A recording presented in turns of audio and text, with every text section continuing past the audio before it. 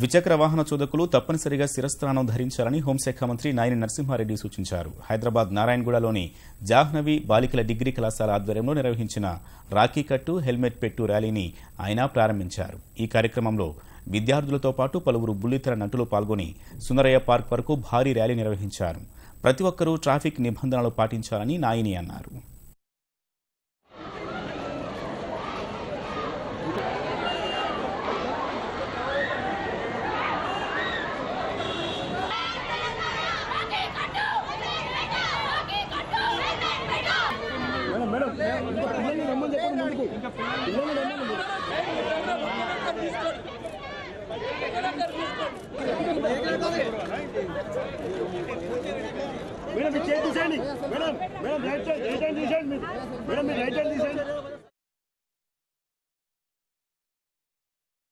ప్రజలకు చైతన్యం కల్పించడం, ఈ హెల్మెట్ తప్పనిసరిగా ధరించి ప్రాణాపాయం నుంచి కాపాడుకోడే ఉద్దేశంతో ఈ కార్యక్రమం కవిత గారు ప్రారంభించారు.